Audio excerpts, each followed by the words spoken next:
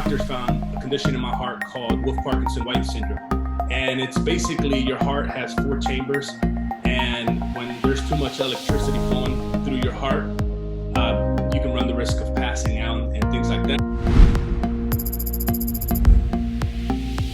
Hey guys, welcome back to the Business and Leadership Podcast. This is your host, Jared Graybill. And on today's episode is another bonus interview.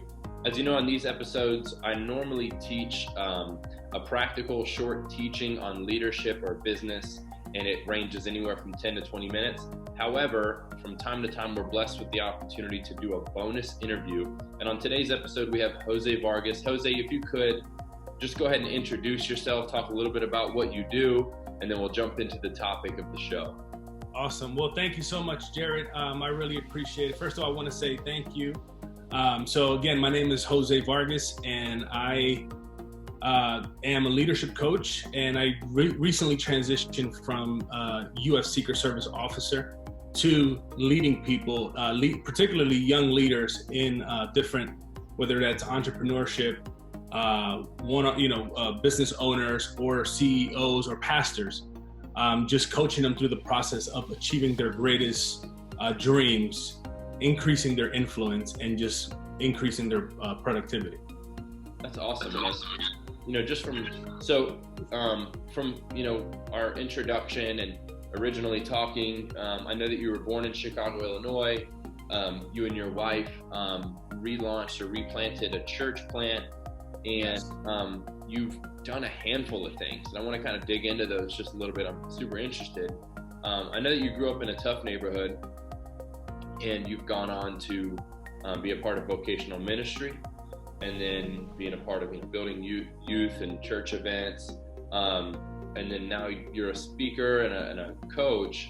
But then there's the Secret Service window. So can you kind of give a timeline of early youth Jose to where you are now? That way I can better understand what brought you.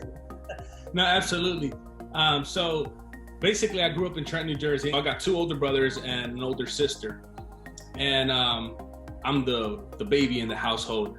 Grew up in Trenton, New Jersey, born in Chicago, in a rough neighborhood where literally it was so bad. I mean, literally going out to our front porch, we would literally have to say excuse me to the drug dealers that were on our front porch. And from that, very early on, early in my childhood, I realized that I was set apart. I was called to be a leader, and just based on the decisions that I was doing and the way that I was trying to lead my life at that very early age.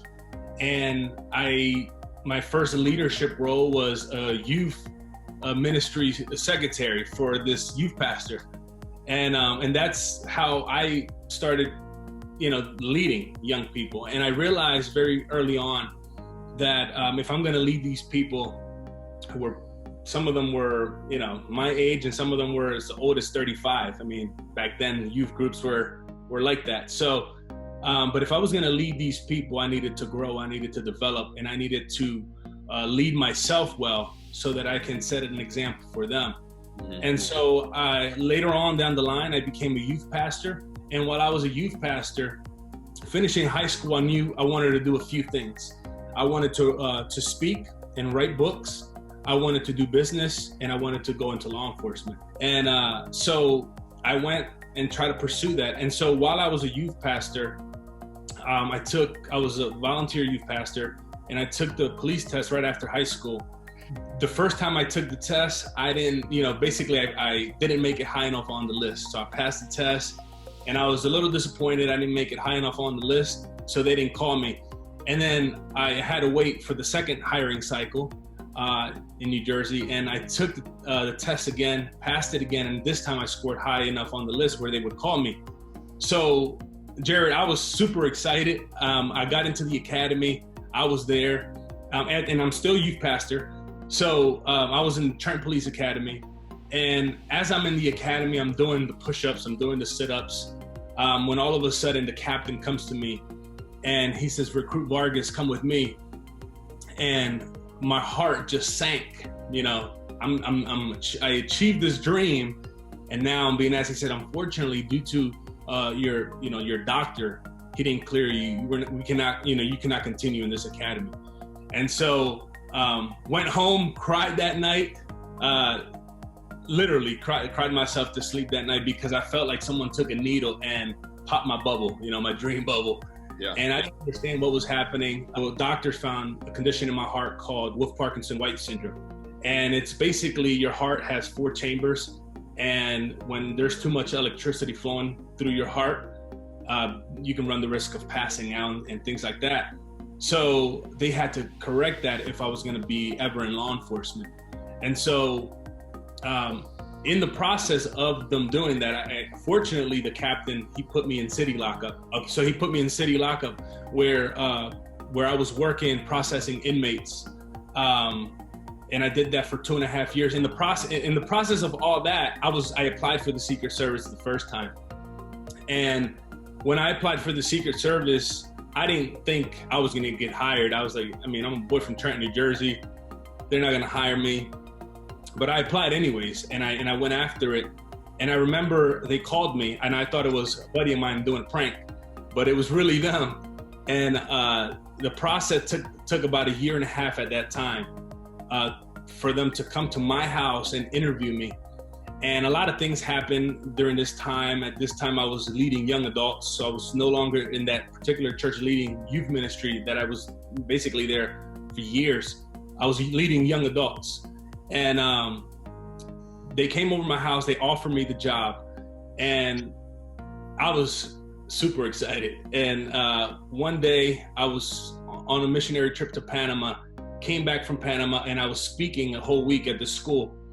And right before I went on stage, I remember, for some reason, I usually don't do this, but for some reason I looked at my email, and the email said, due to budget constraints, your application is no longer being considered. They had a shutdown in the government.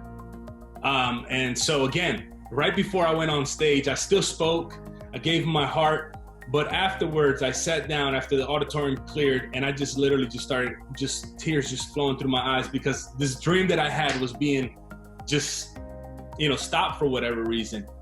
And so I didn't give up on my dream, but I put that on hold. And I said, as a man of faith, I said, you know what, God, if this is not what you have for me, I'm just going to put it on hold and see what doors you open. But in the meantime, I was still moving forward.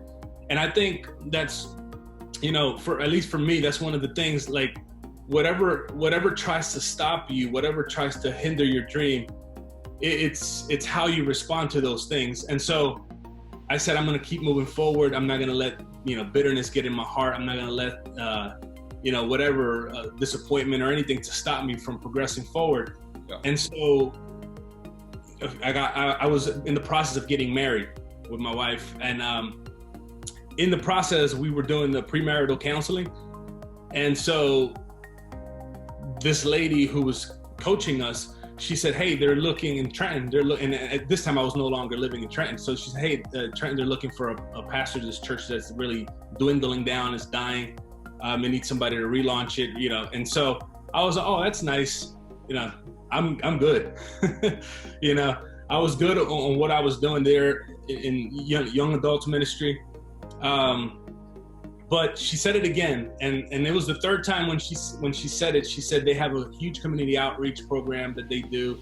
They're in the heart of Trenton, and for some reason my heart was drawn to that. And we went in and we literally, with God's help, we just really changed that organization around. And while I was doing that, 2 years in the process of doing that, I was good. We were building the church. It was growing. People's lives were being transformed. And my phone rings one night, and it was a buddy of mine, and he says, hey, Jose, are you still interested? I mean, there's so much to the story, but I'm just cutting it down. So he said, are you still interested? And I said, interested in what? He said, are you still interested in the Secret Service? And I said, yeah, of course. But I wasn't sure if I was still interested, because so much time has gone by, and it was one disappointment after another. So I was like, I'm good. I'm good at what I'm doing now. I'm building people. I'm using my talents. I'm using my gifts. The church is growing. The nonprofit on the side was thriving. So But I hung up the phone, and he told me, Secret Service. And my wife says, hey, well, will you regret it? And I said, well, I probably would. So we didn't have Wi-Fi in our apartment, so we went to Starbucks and stole their Wi-Fi. But basically I did the application. It was super long, and I said, all right, this is the third time. So again, long story short, third time's a charm. I said, God, if it's in your will, let this be. And I thought it was going to be like the first time, where probably a year and a half, but this time it was like quick. I mean, things began to happen fast. And so I launched, and I said, all right, I always wanted to do this. And I'll never forget the first day that I toured the White House, and just the experience of, being able to protect the 45th president of the United States and the vice president, working at, his residence there. Just a humbling and amazing experience. What year was this that you got into the Secret Service? This was 2.5 years ago. Gotcha. And how long were you in the Secret Service? 2.5 years. Gotcha. So when did you get out? Literally a few weeks ago. How does that work when you get out? I mean, is that even the right phrase for it? So, all right. So basically for me and my family, one of the things that I achieved this dream, I literally, God allowed me to do so many different things. I was literally the first uniform division officer liaison to the National Center for Missing and Exploited Children within the Secret Service. So I did a lot of different things, but I knew that my family was my first priority. And I always had this other dream to start this leadership company. And it was just one of those moments, I'm sure you've had them in your life, where you realize, all right, this dream is good, but I have this dream that's even bigger and better, which is to be a good father. I didn't have a father growing up. Dad was never in the picture. So I knew, and we had a little baby girl at this time. So I wanted to be in the picture, and I was always traveling with president and vice president, so I didn't really have a lot of time. And so I had to make a decision. For me, it was a no-brainer. I accomplished this, I did this, and now this bigger dream is calling me, that's been, put on hold for over 15 years. So that was the transition, and that's how I processed the transition. Gotcha. And so now we're in leadership and life coaching. Am I right? Yes. Let's talk about that a little bit. You and I had talked previously, and you mentioned that for the most part, what you do is one-on-one coaching, whether it's in person or virtual, small mastermind groups, and you walk them through a 4-stage process in order to help them reach their goals and their dreams. So, sure. Jose, what is that 4-stage process?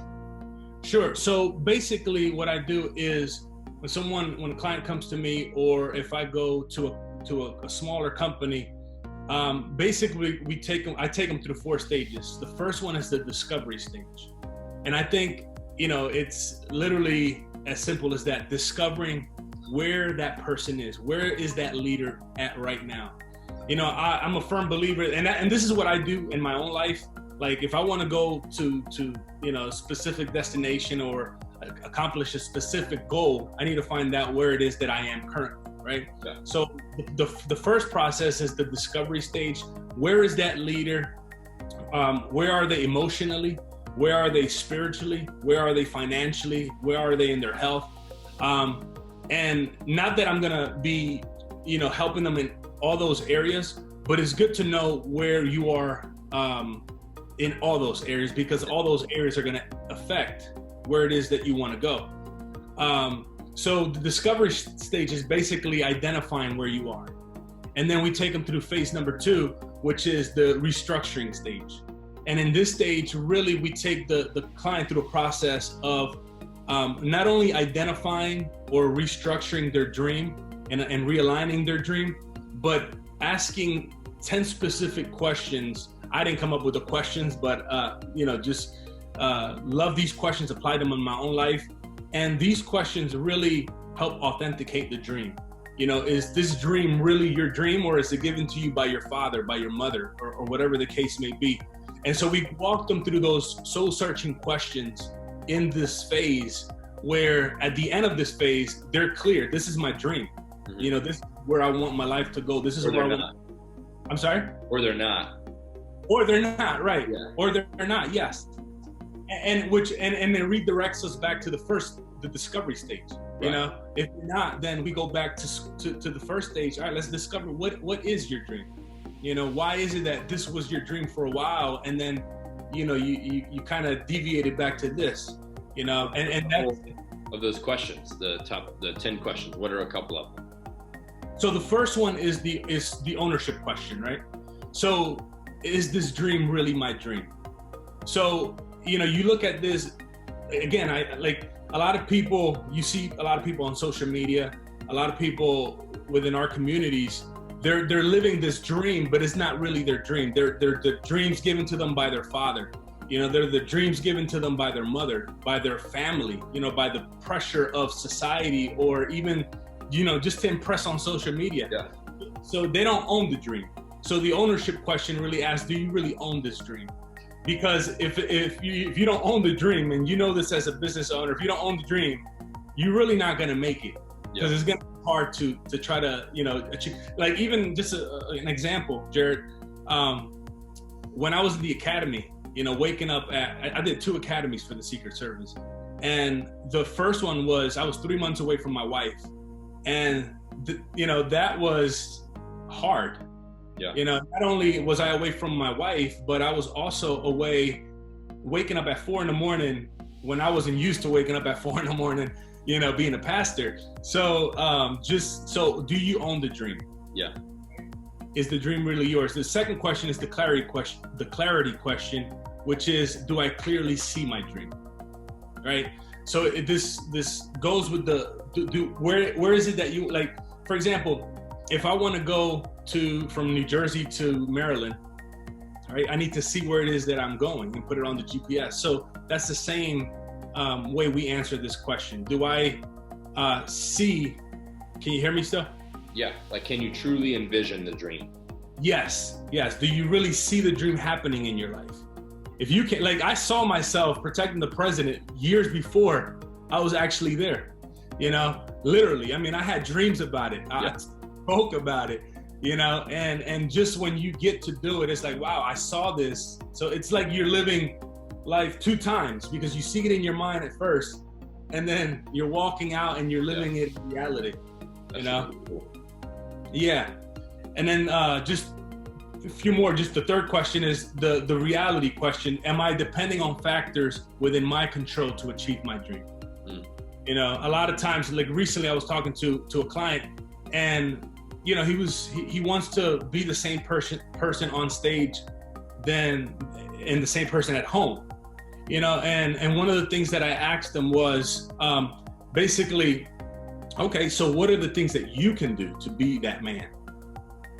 So are you blaming other people? Are you blaming what's happening around you? Are you blaming your circumstance? I'm not saying your circumstance is not valid or real, but are you taking ownership of that? And are you depending on the things that you can do to change your life around and become that person? Yeah. So that is the reality question.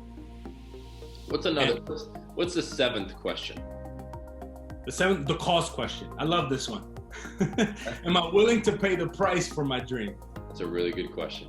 And Jared, I'm sure you see this in the fitness world. I know you're buffed. I'm trying to get to you, bro. I'm sure willing to pay the cost. Yes, and I'm sure, I mean, I see your posts all the time where you're paying the price, and I'm like, wow, that's like, literally the other day, I signed up for Orange Theory Fitness, right? Yeah. Not too far from my house. And because I was just going to the gym, and I just hit a plateau, but I knew going in that I had to pay up front. I was like, you know what? I'm not going to take that free class. I'm going to pay, because if I pay, I'm committed to doing it. And I think a lot of times as leaders, we underestimate the price for our dreams. And we think that it's going to be easy. We think that just because we dream it, it's going to happen. But the reality is there are so many roadblocks along the way and so many sacrifices that need to be made in order to achieve that dream. So one of the questions is, am I willing to pay the price for my dream? So, Am I willing to pay the price to go to that next level? It's a lot of, we see it nowadays more than ever, even when it comes to like saving money. Am I willing to pause that instant gratification, and that desire to look good so that I can pay cash and not have to worry about, impressing other people. So, and this is where a lot of people, and I'm sure you experienced this in coaching, where a lot of people get turned off and they never move after, they never move beyond wanting to doing, because the price is too high. Yeah. And so it takes a lot of work. What is it? It takes a lot of work. It takes a lot of work. Yes. That's yes. Good. So the first one is discovery. The second one is restructuring, and that's where you would ask those 10 questions. And by this time, if they've made it, right? If they just get past the 10 questions, what's the third one? Is the implementation stage. Okay. So at this stage is, I was literally just talking about this with a client, and he was like, he's a dog trainer, and he was talking about how he's still got to read and get ready and all these sorts of things. And I told him, no, you already know what you need to do, right? So now it's time to implement what you learned. It's time to implement what you already know. So in this stage is where we walk with the client to help them implement those things that they learn, help them implement those things. Sometimes we want things to be perfect in order to implement them. I know for me, that's true. And I don't know about you, but I also realize that if I just implement things as I'm learning them, the more they will stick to me and the more they will become mine. Does that make sense? Yeah. Yeah. Yeah. Well, we know education without implementation is really obsolete. Right. Right. You can know a bunch of stuff, but if you don't do it, then it doesn't help anybody. Yes. Certainly doesn't help you. Right. Right. And then the last stage, what's the last stage like? The last stage is the production stage. This is the stage that we all want to be in. But if we don't go through these other stages, we can't get to the production stage. This is the stage where dreams are fulfilled, where productivity goes up. What you desire for your life, you begin to see those desires manifest in your life, whether that's a job, whether that's a business, whether that's profits, whether that's having a great team around you. That implementation stage or that production stage is where really your team begins to not only see your vision, but own the vision and really go after those things that you see as the leader of the organization, or even just in your own life. Like if you want to see things change and you begin to do these things that we shared, that's the production stage. That's the stage where you get to eat from the fruit of your labor, basically. Yeah. That's really cool, man. And I love how practical it is. I'm a numbers guy, in the way, for example, I love math, and that's cool, but I like things to be numbered, Yes. So I love, when you sent that over to me, your 4-stage process, it paints a picture, or it draws out a map for the people that you're working with to understand where they're at in the process of achieving their goals. So Jose, before we jump to the end, I have a handful of questions that I kind of want to go back and talk a little bit about the Secret Service for a minute, and then I've got a couple random questions that I typically ask everybody.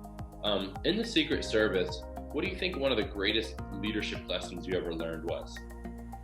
In the Secret Service, I need to think through this one, not because I don't know, but just I need to just be careful how I walk with this one. But maybe a personal one for me in the leadership is, can I say 2? Yeah, as long as you're allowed to, So the first one is communication. I mean, this one is obvious. Yeah. But our mission can't be accomplished without communication. But if every leader will understand and take this to heart, that if you're going to thrive in your marriage, if you're going to thrive in your business, if you're going to thrive with people, you need to learn how to communicate effectively. Absolutely. It saves lives. Yeah, it saves lives. I mean, we can't accomplish our goal without communication. basically. And then number two, really connect with people. And this one was a kind of on a more negative one that I experienced personally. But really, when you're speaking to people, when you're connecting with people, whether that's your spouse, whether that is your team members, really look at them in the eye and really connect with them. I'll never forget, Jared, that I was in charge of this program, and I had a big boss come in, and I remember I was super nervous but super excited to show him around. I was nervous because he was the top dog, and I was showing him around, and I'll never forget that as he was talking to me, he really wasn't paying attention to me. There was more important people there, obviously, but at that moment, and this is the teaching here. At that moment, I literally internally shut down, and I said, all right, this guy's not paying attention to me, so I'm just going to pretend I'm talking to him, instead of giving him all these ideas and all these things that were happening within the organization that would have made him look 10 times better. And so that happened. And I believe that when we don't connect with people as leaders, we lose our best people. We lose the ability to get the ideas from our people, the real insights from our people. When you look people over their shoulders instead of really look at them for who they really are in the moment. I know we all have a lot of things going on, but if you just take a moment to pause and really listen to what this person is saying, you would draw out of them more that's going to ultimately benefit you as the leader. It's really good, man. I had no idea how good that was going to come out. That's great, dude. And I appreciate you being able to share those examples. I'm sure, like, being in Secret Service, you can't actually share names or, instances or whatever. So I appreciate that. A couple more things, man. And this one's random, but what's the best investment of time or money that you've spent in the last year? Family stuff aside, right? Because we all know you're probably going to say something with the kids or whatever. Aside from that, what's the best investment of time or money you've made in the last year? Over the last year, I've made 2 investments, and 2 huge investments.